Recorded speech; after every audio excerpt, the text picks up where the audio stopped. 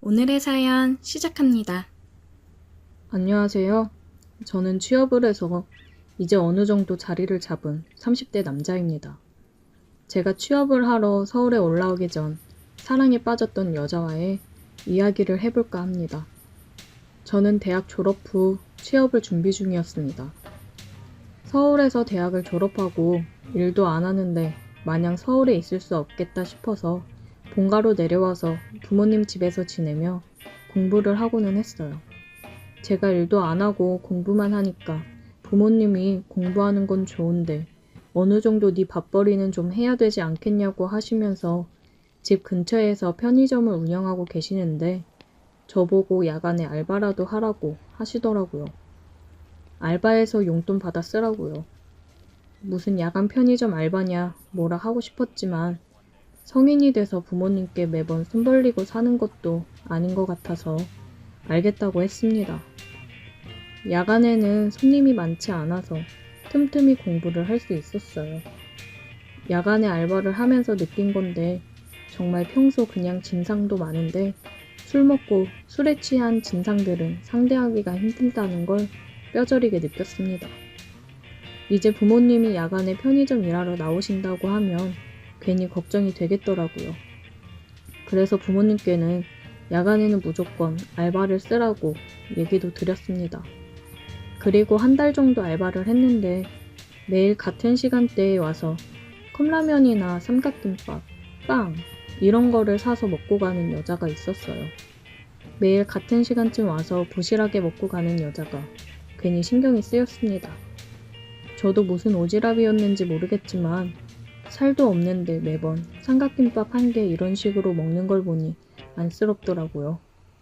그녀는 테이블에 앉아서 또 삼각김밥을 먹고 있었고 저는 도시락이랑 음료를 챙겨 그녀에게 건넸습니다. 이거 괜찮으시면 가져가서 드세요. 네? 어차피 조금 있으면 폐기해야 되는 도시락이거든요. 근데 먹는 데는 문제 없어요. 매번 삼각김밥 한 개만 드시는 것 같아서 기분 나쁘셨으면 죄송해요. 그래도 새벽까지 일하시는 것 같은데 든든하게 챙겨 드셔야 버티죠. 저를 쳐다보는 그녀의 눈을 보니 내가 괜히 실수한 거 아닌가 생각이 들더라고요. 그녀 입장에서는 괜한 동정이라고 생각할 수도 있겠다 싶었습니다. 아, 감사해요. 잘 먹을게요. 그녀는 살짝 울 것 같은 표정을 하고 있었습니다. 저는 괜히 화제를 돌리려 말을 걸었어요. 근데 매번 같은 시간에 거의 오시던데 그때 일이 끝나시나 봐요. 새벽까지 일하는 거 힘드시죠? 저도 새벽 알바 해보니까 이게 장난 아니더라고요. 아, 네. 저 앞 고깃집에서 일해요. 새벽에 일하는 게 돈을 더 받을 수 있으니까 하게 되더라고요. 그리고 오전에도 알바 하나 더 할 수 있고요. 이 여자 참 열심히 사는 여자구나 싶었어요. 왜인지 모르게 그녀랑 대화를 하니까 마음도 편해지고 재미있었습니다. 시간 가는 줄 모르고 대화를 했던 것 같아요. 다음 교대 알바가 오고 나서야 시간이 이렇게 흘렀구나 깨달았습니다. 벌써 시간이 이렇게 됐네요. 제가 너무 붙잡고 있었죠? 아니요. 저도 즐거웠어요. 사람이랑 이렇게 편하게 대화를 해본 게 얼마만인지. 고마워요. 가볼게요. 그녀는 왜인지 모를 아픔을 가지고 있는 사람 같았어요. 저는 그런 그녀가 자꾸만 신경이 쓰였습니다. 그런 사람 있잖아요. 그냥 옆에서 지켜주고 싶은 보호 본능을 일으키는 그런 사람이었습니다. 그 이후로 그녀가 편의점에 오면 저는 그녀와 함께 폐기 도시락을 먹고는 했어요. 그녀가 부담스럽지 않게 어차피 폐기될 거고 저도 밥을 먹어야 된다고 같이 먹었습니다. 그녀는 가끔 분식을 사오거나 커피를 사오고는 했어요. 아무도 없는 야간 편의점이 저희 둘만의 아지트가 되었습니다. 그녀와 함께하는 시간은 정말 편안하고 행복했어요. 우리는 서로에게 호감이 있었고 편의점이 아닌 밖에서도 따로 만남을 가졌습니다. 그녀와 저 둘 다 쉬는 날을 맞춰 밖에서 데이트를 했어요. 함께 영화도 보고 유명한 맛집 찾아서 맛있는 것도 먹고 그랬습니다. 저녁이 되어서 우리는 술을 한잔 하기로 했어요. 저는 돈 없는 취준생이고 그녀도 돈이 없어 힘들기 때문에 술을 사서 그녀의 집에서 마시기로 했습니다. 우리는 술을 마시면서 서로에게 더 끌리기 시작했습니다. 서로 취기가 올랐고 눈을 마주치면 서로를 바라보는 눈빛에 빠져들었어요. 그렇게 홀리듯 우리는 입을 맞추었습니다. 한참 키스를 하고 그녀와 하나가 되려는 순간 그녀가 저를 붙잡았어요. 잠깐만. 왜 그래요? 나 못한 얘기가 있어. 내 얘기 듣고 현우 씨 마음이 변함이 없다면 그때 나를 안아줘. 갑자기 진지하게 못다한 이야기가 있다고 하니 무슨 이야기일지 살짝 겁이 났습니다. 더 깊어지기 전에 말해야 했었는데 현우 씨랑 함께하는 시간들이 너무 행복해서 말하기가 어려웠어. 나 실은 이혼한 돌싱녀야. 아이도 있고 전 남편이 바람펴서 이혼했는데 내가 경제적 능력이 없다 보니까 아이를 못 데리고 나왔어. 그래서 지금 악착같이 돈 벌고 있는 거야. 미리 말 못해서 미안해. 그녀 혼자 속으로 얼마나 끙끙거렸을지 안타까웠어요. 저는 이미 콩깍지가 씌일 대로 씌어서 그녀가 애딸린 이혼녀라는 건 중요하지 않았습니다. 아직은 가진 게 없지만 취업하고 그녀를 행복하게 해줄 자신이 있었어요. 정말 철이 없었던 거죠. 상관없어요. 당신 과거가 어떻든 나는 그냥 당신 있는 그대로를 다 사랑해요. 그녀는 뜨거운 눈물을 흘렸고 저는 그런 그녀의 눈에 입을 맞추며 그녀에 대한 제 마음을 표현했습니다. 우리는 진정으로 하나가 되었어요. 그 순간을 아직도 잊을 수 없습니다. 그 이후로 우리는 정식으로 사귀게 되었어요. 마냥 청순하고 여린 사람이라고 생각을 했는데 만나면 만날수록 그녀는 밤이 되면 다른 사람인 것처럼 저를 휘어잡았습니다. 낮과 밤이 다른 그녀의 매력에 저는 더 빠져들 수밖에 없었어요. 그녀는 일이 끝나면 항상 제가 있는 편의점으로 왔고 저희는 만날수록 점점 더 대범해졌습니다. 사람이 없는 새벽 시간이다 보니 그녀와 함께 직원용 창고로 들어가 사랑을 나누고는 했어요. 손님이 들어오는 종소리가 들릴 때면 정말 스릴 넘쳤습니다. 그날도 그녀와 함께 창고로 들어가 키스를 나누고 있었습니다. 지금 뭐 하는 짓이야? 그때 창고 문이 벌컥 열리더니 아버지가 들어왔어요. 아버지! 너 이 자식! 정신이 있는 거야 없는 거야? 너무 놀라 말이 안 나오더라고요. 저는 그녀를 집으로 먼저 보냈습니다. 그녀는 연신 어떡하냐면서 걱정을 했고 아버지한테 죄송하다는 말을 남기고 갔습니다. 아버지에게 사정을 다 설명했고 그녀를 사랑한다고 함께 하고 싶다고 얘기를 했습니다. 야, 이 자식아. 내가 너 이러라고 그 비싼 대학 등록금도 해주면서 보낸 줄 알아? 그리고 애 있는 이혼녀가 가당키나 하냐? 너 정신 안 차릴래? 그럴 거면 당장 서울로 올라가! 아버지, 저 민정이 포기 못해요. 아주 연병을 하네. 너 한마디만 더 하면 너한테 이제 아무런 지원 안 해준다. 정신 차리고 서울 다시 가. 후회할 행동 그만하고 오늘 날 박는 대로 서울 올라가라. 완강하게 반대를 하는 아버지 때문에 저는 다시 서울로 올라가게 되었고 그녀와 이별을 하게 되었습니다. 저를 위해서인지 오히려 그녀가 제 연락을 피하고 받지 않더라고요. 한참 연락을 해봤지만 그녀에게서 답은 없었습니다. 저는 정신 차리고 열심히 취업 준비를 했고 취업해서 자리 잡은 지 3년이 되어갑니다. 이제 어느 정도 능력을 갖추기도 했고 계속 생각이 나는 그녀에게 다시 연락을 해보고 싶은 마음입니다. 하지만 정말 제가 그녀와 그녀의 아이까지 책임을 질 수 있을까요? 확신이 없기 때문에 그녀에게 다시 연락을 하는 게 망설여지네요. 그녀가 어떻게 지내고 있는지 소식이라도 듣고 싶은데 소식조차 알 수 없으니 더 애틋하고 그리운 것 같습니다. 나중에 더 후회하기 전에 연락을 한번 다시 해보는 게 좋을까요? 제가 연락을 하는 게 그녀에게는 상처가 될 수도 있을까봐 망설이게 됩니다. 저는 어떻게 해야 되는 걸까요? 오늘의 사연 여기까지입니다.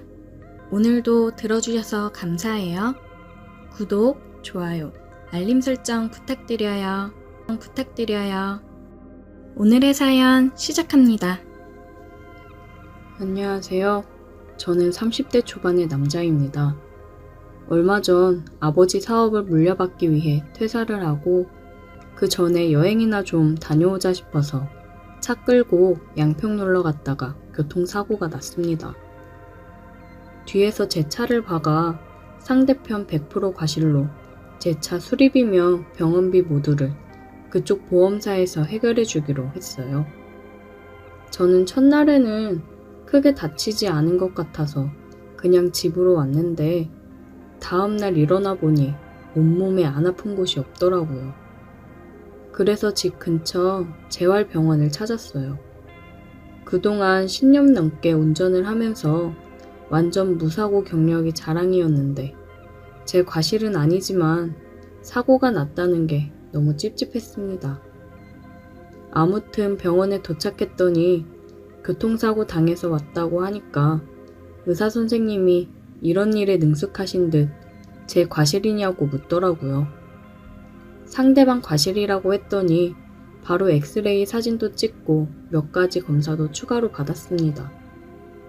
저보고 입원할 거냐고 묻더라고요.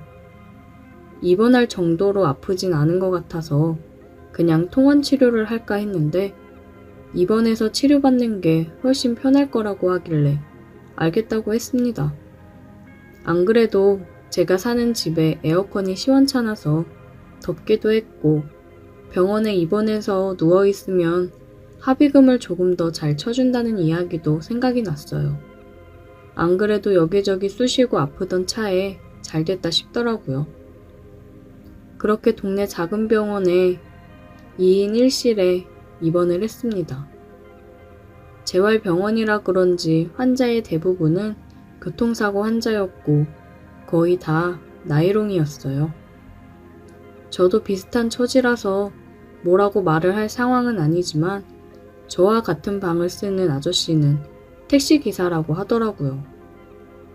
진짜 제가 그 병원에 입원해 있는 동안 얼굴을 본 적이 손으로 꼽습니다. 아마 보험사에서 나온다는 연락 받으면 그때만 병원으로 돌아오는 것 같았어요. 저게 바로 밖에서만 듣던 나이롱 환자인가 싶었는데 사실 나중에 알게 된 사실은 그 병원 대부분의 환자들이 그런 식으로 보험금 받기 위해서 가짜로 입원해 있는 사람들이더라고요. 덕분에 저는 2인실이지만 마치 독실처럼 사용할 수 있었습니다. 병원에 입원해 있으니 하루 이틀은 편하고 좋았는데 점점 지루해지더라고요. 아침에 늘어지게 자다가 밥 먹으라고 깨우면 일어나서 대충 밥 먹고 오전에 의사가 와서 형식적으로 불편한 곳 없냐고 물어보고 가요. 그리고 대부분 점심 먹을 때까지 아무것도 할 게 없어서 또 누워만 있다가 점심 먹고 낮잠 자고 있으면 재활치료 받으라고 간호사가 깨우러 옵니다. 하루 종일 누워있다가 재활치료 받으러 갈 때가 유일하게 일어나 걷는 시간이에요. 그럼 엘리베이터 타고 내려가서 1시간 정도 재활치료 비슷한 거 받고 따뜻한 팩을 한다거나 안마 기계를 붙여놓고 30분 정도 누워있다 옵니다. 그리고 저녁 먹고 나면 오후에 간호사가 한번 들러서 상태 체크하고 가는 것이 전부입니다. 별다를 것 없는 하루가 계속되었고 진짜 지루했어요.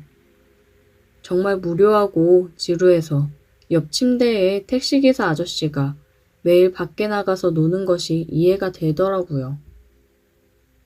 그나마 한 가지 제가 유일하게 기다리는 시간은 바로 하루 한 번 물리치료 받는 시간입니다. 물리치료 자체가 별로 특별할 일은 없지만 이 병원 안에서 가장 예쁜 아가씨가 옆에서 치료를 담당해주고 있어서 너무 좋았습니다. 남자도 있었지만 저는 첫날부터 예쁜 여자가 담당이었고 그 뒤로 매일같이 같은 사람이 저를 치료해 주었어요. 치료 내용은 별것 없었습니다. 맨살 위에 젤을 뿌리고 안마기 같은 기계로 한참 문질러주기도 하니까 시원하기도 하고 예쁜 아가씨가 해줘서 더 기분 좋더라고요. 나이는 20대 후반이나 많이 봐줘야 30대 초반으로 보였는데 엄청난 미인은 아니지만 동글동글한 얼굴도 귀엽고 약간 살집이 있는 편이라서 오히려 더 보기 좋고 제 스타일이었어요. 원래 통통하고 볼륨 있는 몸매의 여자를 좋아했기 때문에 매일 그녀를 만나는 시간이 가장 행복했습니다. 안 그래도 병원에 갇혀 있으면서 답답하고 여자 구경도 못하는 상황인데 유일하게 한 줄기 빛처럼 제 스타일의 예쁜 여자와 대화도 나누고 치료도 받는 일석이조의 시간이었습니다. 처음엔 그녀에게 호감을 얻고 싶고 친해지고 싶어서 일부러 더 많이 말을 걸었습니다. 농담도 주고받고 치료받는 동안 대화도 나눴는데 저랑 개그 코드도 맞고 여러모로 저와 잘 맞는다 싶었어요. 이거 잘하면 병원 퇴원하기 전에 꼬셔서 나중에 밖에서 따로 만날 수도 있지 않을까 하는 상상을 했습니다. 물리치료를 받으려면 커튼을 치고 그 안에서 따로 침대에 누워서 받습니다.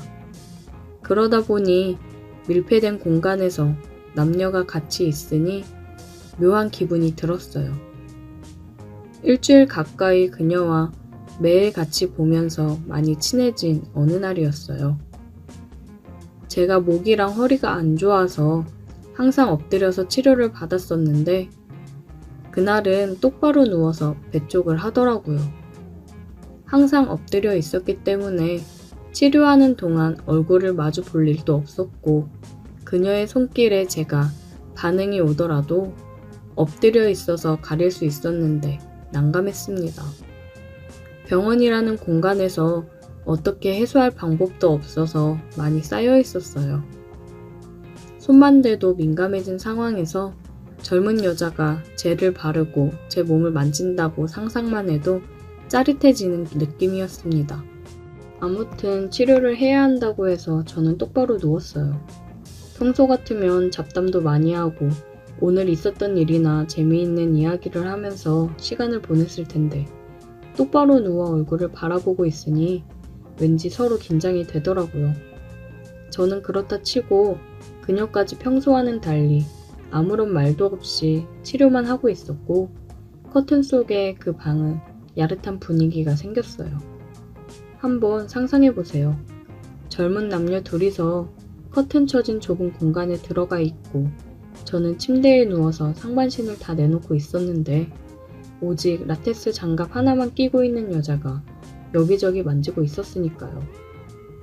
그렇게 서로가 의식하며 뭔가 야릇한 분위기가 흘렀고 10분 정도 서로 아무 말 없이 있었는데 그녀가 제 배 위에 젤을 바르고 라텍스 장갑을 낀 손으로 만져주는데 솔직히 그게 너무나도 자극적이어서 저도 모르게 아래가 점점 고개를 쳐들기 시작했습니다.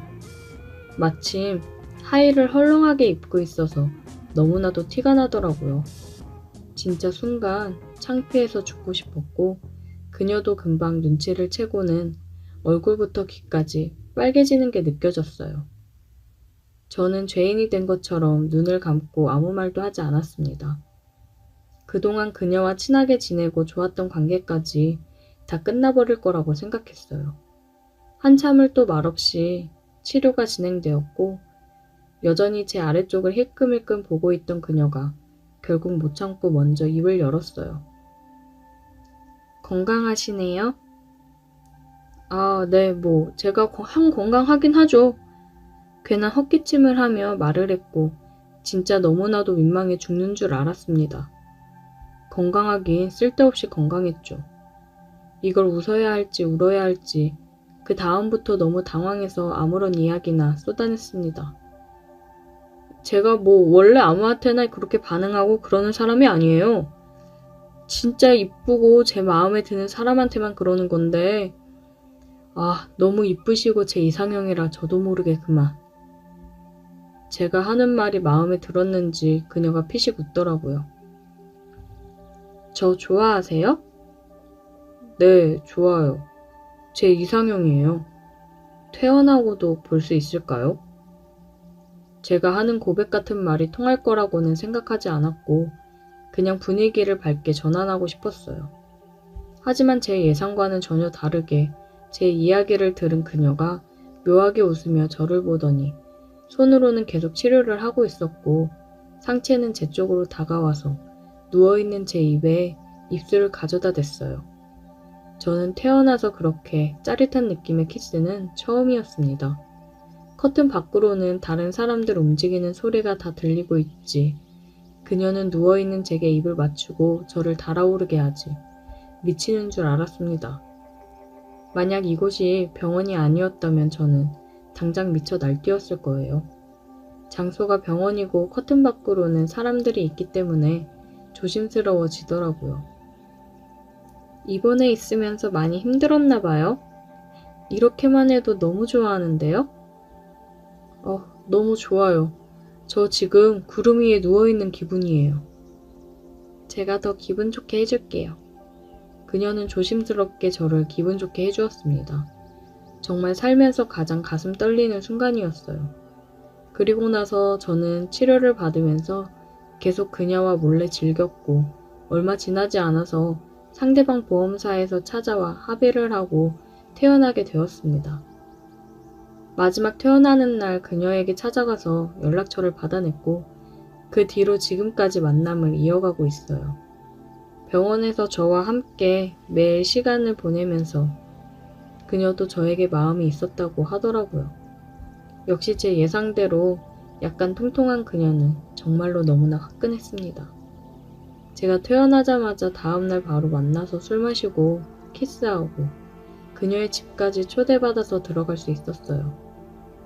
그 뒤로 지금까지 잘 만나면서 사귀고 있고 요즘도 가끔 제게 그런 방법으로 키스를 해주곤 하는데 아무래도 처음 그 느낌은 아니지만 그래도 너무 좋습니다. 교통사고 당한 게 재수없는 일이라고 생각할 수도 있지만 제게는 덕분에 푹 쉬면서 새 여자친구도 만들 수 있게 해줘서 고맙게 생각해요. 오늘의 사연 여기까지입니다. 오늘도 들어주셔서 감사해요. 구독, 좋아요, 알림 설정 부탁드려요. 오늘의 사연 시작합니다. 안녕하세요. 지금으로부터 약 10년 전 제가 20살 대학 새내기 시절 이야기입니다. 저는 공부를 그닥 잘하지는 못해서 제가 사는 지방 국립대에 합격을 했습니다. 부모님께서 자취방을 구해줘서 따로 살게 되었어요. 대학교 근처 자취방이 다 그렇듯이 대부분의 방이 비싸고 형편없어서 우리 부모님은 이런 데서 이 돈 주고 사는 건 돈 아깝다면서 근처 아파트를 전세로 얻어주셨어요. 그 덕분에 다른 친구들보다 굉장히 호화롭게 자취를 시작할 수 있었습니다. 신입생 오리엔테이션 하기 전에 미리 방을 잡아주셔서 OT 전에 자취방으로 가서 그곳에서 하루 자고 OT를 갔습니다. 그때부터 뭔가 심상치 않았어요. 예나 지금이나 OT 가면 하는 일이라고 술 마시는 것밖에 없잖아요.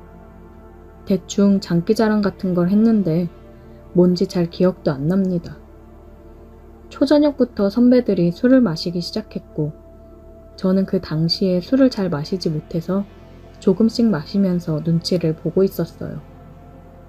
그런데 한 여자 선배가 제게 귀엽다면서 옆에 앉아서 앵기더라고요. 딱 보니 생긴 것도 괜찮았고 예쁘고 귀여워서 제 스타일이었어요. 나 좋다고 앵기는데 잘해줬다가 나중에 집으로 불러야겠다 생각이 들었죠. 하지만 술 마시면서 이야기를 좀 더 해보니까 이 누나는 우리 과의 고학번 선배의 여자친구였습니다. 당시 신입생이던 저와는 하늘과 땅 같은 차이였기 때문에 저는 거기서 마음을 접고 포기하는 것이 당연한 일이었어요. 하지만 겁없는 신입생의 패기인지 그 누나가 너무 예뻐서 그랬는지 쉽게 포기하지 않고 호시탐탐 기회만 노리고 있었어요. OT가 끝나고 학기를 시작한 이후로도 그 누나와는 따로 연락도 하고 가끔은 밥도 같이 먹으면서 친분을 쌓아뒀습니다. 그 누나는 대학 밴드부 활동을 하고 있었고 당시에 피아노를 칠 줄 알았던 저는 바로 밴드에 가입을 했고 누나 덕분에 건반을 맡을 수 있었어요. 그래서 밴드 활동을 핑계 삼아 매일같이 누나랑 붙어 다녔습니다. 교양 수업도 같이 듣고 밥도 매일 같이 먹었어요. 할 일 없고 시간이 남으면 누나랑 둘이 동아리 방에 모여서 같이 낮잠도 자고 단둘이 낮술 마신 적도 있습니다. 우리 밴드의 동아리 방은 학생식당 바로 근처에 있었어요. 누나도 수업 중이고 저 혼자서 할 일이 없길래 동아리 방에서 뒹굴며 놀고 있었습니다. 혼자서는 할 일이 없어서 너무 심심하더라고요. 누나라도 빨리 수업 끝나고 왔으면 좋겠다 생각하던 차에 누나에게서 전화가 왔습니다. 밥 먹었냐고 묻길래 밥은 아까 먹었고 혼자 동아리 방에 있다고 했어요. 그랬더니 누나가 바로 저를 데리러 오겠다고 하더라고요. 평소에도 둘이서 자주 뒹굴며 놀았기 때문에 올 때 맥주나 좀 사오라고 했고 누나는 알겠다고 대답하고 잠시 후에 맥주와 과자 몇 개를 사가지고 왔습니다. 어차피 누나나 저는 그 이후로 수업도 없었기 때문에 같이 낮술이나 마시면서 시간 보낼 생각이었어요. 원래 동아리 방에서 술 먹는 건 선배들이 싫어해서 안 되는 일이지만 그 시간에 올 사람도 없었기 때문에 아예 판을 깔고 대놓고 술을 마시기 시작했습니다. 평소에 누나나 저는 주량이 센 편이 아니어서 맥주 어느 정도 마시니까 살짝 취기가 올라오더라고요. 그저 평소와 별로 다를 것 없는 상황이었는데 이제 와서 생각해보면 그날 뭔가 느낌이 이상한 날이었습니다. 제가 먼저 술이 올라와서 살짝 어지러워서 누웠더니 누나가 자기 무릎을 베고 누워있으라고 해서 머리를 돌려서 누나를 베고 누웠어요. 따뜻하고 푹신푹신해서 기분이 좋더라고요. 술도 오르고 누나 무릎을 베고 있으니 잠이 올 것만 같았어요. 평소에 매일같이 보는 누나지만 그날따라 더 예쁘게 보이더라고요. 이 정도로 친해졌으면 키스해도 되는 거 아닌가 싶었지만 누나 남자친구 선배의 무서운 얼굴이 생각나서 한번 참게 되더라고요. 누나가 자기 피아노 쳐본 적 없다면서 저보고 건반 치는 걸 가르쳐 달라 하더라고요. 제가 먼저 누나의 신청곡을 받아서 피아노 연주를 해줬더니 너무 좋아했습니다. 누나한테 가르쳐 준다고 하고 제가 뒤에서 누나를 끌어안듯이 해서 손가락 하나하나 짚어주면서 엄청 몸을 밀착하고 비비기 시작했어요. 원래 연주를 하다 보면 몸을 많이 움직이게 마련인데 제가 바로 뒤에 딱 달라붙어 있으니까 얼마나 서로 비비고 있었겠어요. 한참 혈기왕성할 젊은 20대 초반에 밀폐된 좁은 공간에서 남녀가 그러고 있으니 솔직히 눈이 뒤집히지 않는 게 더 이상할 지경이었어요. 제가 한참 스킨십을 하면서 가르쳐주고 있었는데 그 누나가 갑자기 고개를 돌려 제 얼굴을 빤히 쳐다보고 있더라고요. 둘 다 아무 말 없이 얼굴만 바라보고 있다가 그 누나가 먼저 제게 키스를 하기 시작했습니다. 저도 그렇고 그 누나도 제정신이 아니었어요. 정신없이 키스를 하는 와중에 그 누나의 남자친구가 생각나는 게 아니라 누가 문을 열고 들어오면 어쩌나 하는 걱정이 들더라고요. 당시에 동아리 선배들은 대부분 오후 수업을 하고 있었지만 근처에 지나다니는 사람들도 많았고 가끔 다른 곳이랑 헷갈려서 잘못 찾아 들어오는 사람도 종종 있었기 때문에 너무 긴장이 되더라고요. 그런 분위기에서 누나와 키스를 하고 있으니 저는 당장 좋은 것보다 자꾸 누가 들어올까봐 신경이 쓰여서 집중이 안 되고 신경이 딴 데로 가더라고요. 하지만 누나는 이미 스위치가 켜졌는지 너무 저돌적으로 제게 달려들었고 이대로 가다가는 진짜 큰일 나겠다 싶어서 일단 누나를 진정시켰습니다. 누나에게 여기는 사람 들어올 수 있으니까 일단 우리 집으로 가자고 했고 누나도 좋다면서 저를 따라오더라고요. 제 자취방이 학교 근처였다면 보는 눈이 많아서 집에 데려가기 쉽지 않았을 텐데 약간 떨어진 곳의 아파트여서 다행이다 싶었습니다. 가는 길에 밖에서 밥도 먹고 술도 더 사서 집으로 들어갔어요. 누나는 혼자 아파트에서 살고 있는 저를 보면서 제가 부자라고 착각을 하는 듯 했습니다. 집으로 올라가는 엘리베이터에서 저는 심장이 두근거려서 터지기 직전이었죠. 현관문을 열고 들어가자마자 누나에게 키스를 퍼부으면서 아까 못한 거 마저 하자고 했는데 누나가 저보고 "너 갑자기 너무 적극적으로 변한 거 아니야?" 라고 말하면서 웃더라고요. 저도 집에 와서 그런지 주변 눈치 볼 것도 없고 편해서 오직 누나에게만 집중할 수 있어서 더 좋았습니다. 그날 누나와 집에서 같이 술 먹고 밤새 키스도 더 하면서 같이 밤을 지새웠습니다. 원래 처음이 가장 힘들고 어려운 거 아니겠습니까? 누나는 그날 이후로 허구한 날 밤에 할 일 없으면 우리 집으로 찾아왔어요. 올 때마다 맥주를 사들고 찾아왔고 그거 나눠 마시면 어김없이 서로 물고 빨고 난리였습니다. 서로 뒷일은 생각하지도 않았어요. 그렇게 누나랑도 잘 지내고 몇 달 동안 행복하게 지내고 있었는데 축제 때 우리 밴드가 공연 끝나고 뒤풀이를 하다가 술을 너무 많이 마셔서 제가 응급실로 실려가는 일이 있었습니다. 뭐가 문제인지는 몰라도 병원에서 저보고 결핵이라고 해서 서울의 큰 병원으로 옮겨져서 한참 입원해 있었어요.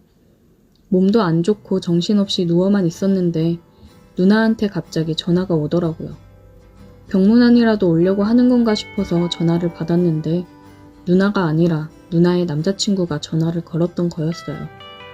전화 받자마자 바로 쌍욕부터 하는데 대충 들어보니 누나가 남자친구한테 우리 사이를 들킨 것 같더라고요. 저를 죽이네 살리네 하길래 이 일을 어떻게 해야 하나 고민하다가 의사가 제 병 치료하려면 학교 휴학하고 장기간 치료하는 게 좋다고 했던 말이 갑자기 생각나서 저도 같이 참지 않고 전화로 욕을 신나게 했어요. 한마디 하면 10마디로 받아치면서 나는 가만히 있었는데 네 여자친구가 나한테 먼저 물고 빨고 달려든 건데 왜 나한테 뭐라고 하냐고 신나게 욕을 하고 전화를 끊었습니다. 그리고 그 길로 학교 휴학해버리고 병원에서 치료받으면서 수능 공부 다시 시작했어요. 학교 복학했다간 뼈도 못 추릴 것 같아서 어쩔 수 없었습니다. 다행히 병도 완치가 됐고 대학도 더 좋은 대학을 갈 수 있어서 제게는 여러모로 다행인 일이었습니다. 지금은 저도 30대고 열심히 회사 다니면서 살고 있지만 가끔 그때 그 시절 생각하면서 이렇게 추억에 잠기곤 합니다. 아무 생각 없이 술 마시고 놀던 그때가 그립네요. 오늘의 사연 여기까지입니다. 오늘도 들어주셔서 감사해요. 구독, 좋아요, 알림 설정 부탁드려요. 오늘의 사연 시작합니다. 안녕하세요. 저는 회사에 입사한 지 1년 정도 된 신입사원입니다. 얼마 전 회사 과장님이랑 가맹계약 관련해서 지방에 내려갔다가 생긴 일에 대해서 이야기를 해볼까 합니다. 저는 얘기하면 사람들이 다 알만한 프랜차이즈 회사 본사에 다니고 있습니다. 28 어리다면 어린 나이에 좋은 회사에 취업을 해서 나름 자리를 열심히 잡아가고 있었습니다. 1년 정도 되는 기간 동안 여러 잡일을 맡아서 했고, 그러면서 업무에 관해 열심히 배웠습니다. 이번에 가맹 계약을 한 신규 업장 인테리어 공사 진행이 완료되어 가서 확인하고 오픈 일정 잡고 겸사겸사 다른 가맹점들 방문해서 점검도 하고 오기로 해서 이틀 정도 기간을 잡고 내려갔습니다. 이쪽 지역은 이번에 과장님을 만나면서 새로 담당하게 된 곳이라 이번 기회에 점주님들 얼굴도 익히고 인사도 하면 되겠다고 생각을 했습니다. 도착해서 몇 군데 가맹점을 들려서 인사도 하고 점검을 했고 5시쯤 신규 가맹점으로 갔어요. 오늘 처음으로 신규 업장 가맹주를 만난 자리였는데 첫인상이 굉장히 매력적이었습니다. 그냥 뿜어져 나오는 포스가 있었습니다. 안녕하세요, 사장님. 오늘따라 더 예쁘고 섹시해 보이네요. 오셨어요? 과장님은 여전하시네요. 과장님의 짓궂은 인사에도 당황하지 않고 당당하게 얘기하는 모습이 멋있어 보이더라고요. 하나로 질끈묶은 머리에 몸에 딱 핏되게 정장을 입었는데 굉장히 일에 중독된 커리어 우먼 느낌이 났습니다. 과장님한테 듣기로는 32살이라고 하던데 이른 나이에 자기 가게를 차렸다는 게 멋있더라고요. 오픈 일정은 정하셨어요? 네, 이번 주 금요일로 생각하고 있어요. 그래서 필요 재료들 발주 내일 다 넣으려고요. 정찬아, 네가 잘 체크해라. 네, 알겠습니다. 사장님, 세부사항은 저녁이나 같이 먹으면서 하시죠? 그럴까요? 제가 안내할게요. 그녀가 안내하는 맛있는 식당에 가서 고기를 먹으며 술을 한 잔씩 했습니다. 아, 맞다. 내가 지점 사장님 한 분 더 오라고 했는데 괜찮죠? 거기가 매출이 잘 나와서 사장님도 알아두시면 많은 도움 될 거예요. 네, 그러세요. 과장은 핑계 삼아 자기가 친한 지점 사장이랑 같이 술을 마시고 놀 생각이었던 것 같았어요. 10분 정도 지났을까요? 아까 봤던 사장님 한 분이 오더라고요. 서로 인사를 나눴고 술을 한 잔씩 했습니다. 사장님, 운 좋은 거예요. 내가 맡은 지점들이 다 매출 상위권인 거 알죠? 나만 잘 따라오면 걱정할 게 없어요. 네, 잘 부탁드릴게요. 한참을 술을 마시고 잠깐 화장실에 왔는데 과장님이 따라오더라고요. 야, 정찬아, 우리 따로 2차 갈 거니까 네가 알아서 저 여자 데려다주고 넘어와. 여기까지 왔는데 재밌게 놀고 가야지. 김 사장이 쏜다니까 가자. 과장님은 여자랑 함께 유흥을 즐기며 놀 생각에 신이 나 있었습니다. 식사가 끝나고 그녀가 계산을 했어요. 정찬아, 이 사장님 잘 모셔다 드리고 숙소로 들어와라. 알겠지? 예, 알겠습니다. 과장님 먼저 들어가서 쉬고 계십시오. 과장님이랑 김 사장님은 둘이 어깨동무를 하며 갔습니다. 사장님, 댁 어느 쪽으로 가세요? 택시 타고 가시죠? 아니요, 저 이 근처가 집이라 술도 깰 겸 걸어가려고요. 그래요? 그래도 시간도 늦었는데 혼자 보내기가 좀 그런데. 같이 가시죠, 그럼. 매너 있네요. 그래요. 그럼 같이 가요. 그녀를 집에 데려다 주면서 이런저런 농담도 하며 서로에 대해 얘기를 하면서 걸었어요. 한참을 떠들면서 걷다 보니 어느새 그녀의 집 앞에 다 왔더라고요. 벌써 다 왔네요. 아, 여기 사시는구나. 되게 빨리 도착했네요. 그녀와 저는 오면서 대화를 해보니 서로 잘 통했어요. 그래서 이대로 그녀와 헤어지는 게 아쉬웠습니다. 조심히 들어가세요. 저는 가볼게요. 커피 한 잔 하고 갈래요? 그녀의 말에 저는 커피 좋아한다며 그녀를 따라 올라갔어요. 그녀는 아이스 커피를 타줬고 방으로 들어갔습니다. 저는 그녀가 준 커피를 마시며 거실을 천천히 둘러보고 있었어요. 그런데 그녀가 몸에 달라붙는 슬립 차림으로 나와 깜짝 놀랐습니다. 마시던 커피를 저도 모르게 뿜어버렸어요. 그래서 옷이 젖어버렸습니다. 어머, 어떡해. 아, 죄송해요. 제가 닦을게요. 내가 빨아서 말려줄게요. 아니요. 괜찮아요. 그냥 가도 돼요. 난 더 같이 있고 싶은데. 그녀의 말을 듣고 저는 이거는 나에게 보내는 신호다라는 생각에 그녀의 얼굴을 잡았고 그대로 입을 맞췄습니다. 핸드폰이 울렸지만 저에게 지금 전화 따위는 중요하지 않았어요.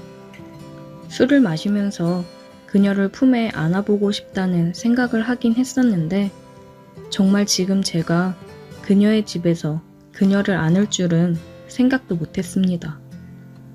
질끈 묶고 있던 머리를 풀은 그녀는 더욱 섹시했어요.